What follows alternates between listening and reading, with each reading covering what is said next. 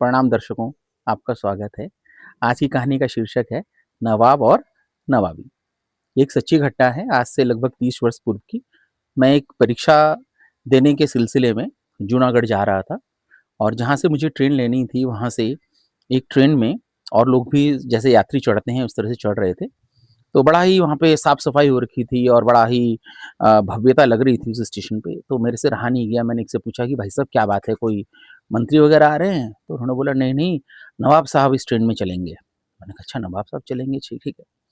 तो अचानक हमारी दृष्टि पड़ी तो एक बिल्कुल बहुत बढ़िया कपड़े में, पोशाक में एक जो हैं साहब थे, उनको नवाब साहब कहा जा रहा था और नवाब साहब के अर्दली भी उनके साथ खड़े थे। और जब नवाब साहब चढ़े उस ट्रेन में स्लीपर क्लास में, तो उसमें 3 अर्दली भी उनके साथ हो लिए। अंदर मेरी भी एक सीट थी, मैंने भी स्लीपर में अपना रिजर्वेशन करवाया हुआ था और मैं अपना वहाँ पे जाके पहुँचा उस डब्बे में। डब्बे में जाके देखा मैंने तो उनके अर्दलियों ने वहाँ पर एक कालीन बिछा दिया। यहाँ पे दोस्तों स्लीपर में 3 सीट एक तरफ होती है, 3 सीट एक तरफ होती हैं और बीच में जहाँ रास्ता होता है उसके एक तरफ 2-2 सीट होती हैं।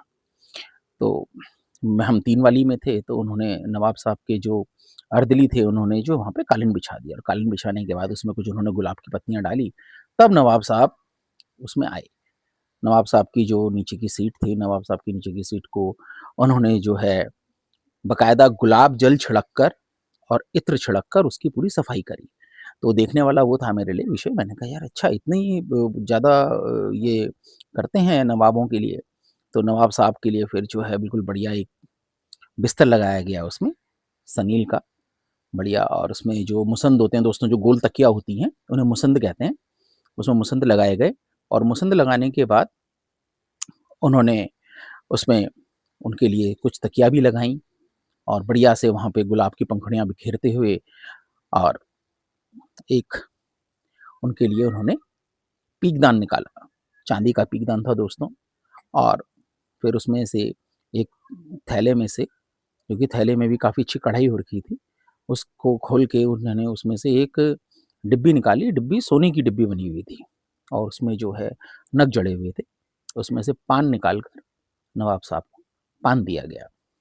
मैंने कहा देखिए ये होती है नवाबी। भई हम तो परीक्षा देने जा रहे थे उस समय। ख़ैर हम उन्हें देखने लगे, हमारे मन में कई-कई प्रकार के प्रश्न आने लगे कि भई जो रास्ते में इतना शौक है तो घर में किस तरह से होते होंगे। ख़ैर चलने लगी ट्रेन और हम ट्रेन में लगातार जो है नवाब साहब की नवाबी को देख रहे थे और बड़े होत-प्रोत भी हो रहे थे उस चीज़ को कि भई किस तरह से नवाब लोग अपना जीवन जीते। ट्रेन चल पड़ी और बीच में जब आधा घंटा बीत गया तो नवाब साहब ने स्वयं हमसे पूछा कि आप कौन हैं, आप क्या करते हैं? तो हमने बड़े ही विनम्र स्वभाव से हाथ जोड़ते हुए इस प्रकार से कहा कि साहब हम इस तरह से मेरा नाम है और मैं परीक्षा देने के लिए जा रहा हूँ। तो कहने लगे अच्छी बात है, परीक्षा दो, उसमें उत्तीर्ण हो, अपने परिवार का नाम रोशन करो। हमसे भी नहीं रहा गया, हमने भी उनसे पूछ लिया कि आप जो हैं आप क्या करते हैं? तो हमने बोला कि हम कुछ नहीं करते हैं, हमारी तो पुरानी जो हैं सल्तनतें वगैरह रही हैं, तो उसी से हम लोगों का अपना चलता है। ठीक है, बात हो गई। अब जब थोड़ी-सी ट्रेन आगे चली तो उन्होंने जो है अपने अर्दली को इशारा किया और अर्दली एक बढ़िया-सा डब्बा लेके उनके सामने पेश हो गया। उन्होंने इस डब्बे को खोला और उसमें से दोस्त निकले खीरे। खीरे तो आप जानते हैं कुकुम्बर कहते हैं जिसको। अब खीरे निकले तो बोला भैया, मैंने कहा खीरे? खीरे का क्या करेंगे नवाब साहब? मेरे मन में एक प्रश्न उठा।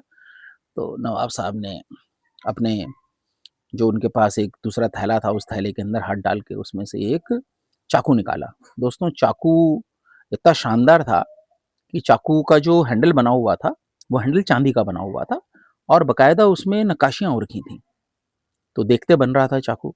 तो नवाब साहब ने वो एक चांदी की प्लेट निकलवाई और चांदी की प्लेट में उस खीरे को छीलने लगे। खीरे को उन्होंने बड़े ही इस अंदाज में छीला कहीं खीरे को चोट ना लग जाए। मतलब हम देख रहे थे और नज़ाकत नवाबों की। तो उन्होंने उस खीरे को बड़े प्यार से छीला और प्यार से छीलने के बाद उसमें नमक लगाया और नींबू निचोड़ा।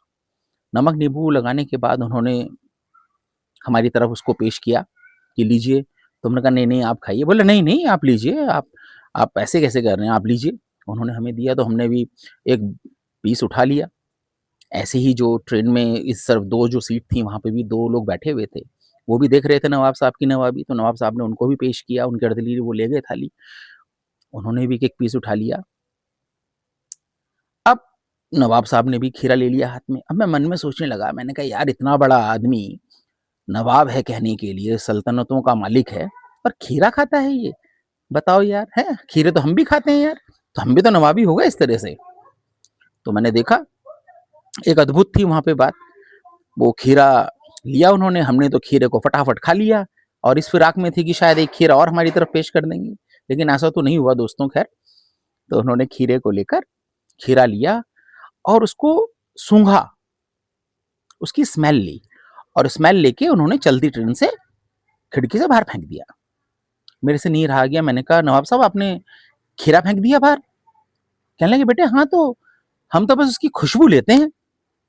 तो दोस्तों मुझे उस दिन समझ में आया कि नवाब किस प्रकार से होते हैं। हम खाने के लिए जी रहे हैं और वो खुशबू से उसको पूरा कर रहे हैं। तो दोस्तों ऐसे ही नवाबों को नवाब नहीं कहा गया है। नवाबों के अंदर कुछ ना कुछ ऐसी खासियत ज़रूर होती है जिससे उनको नवाब कहा जाता है। तो इतनी सी थी कहानी दोस्तों। धन्यवाद।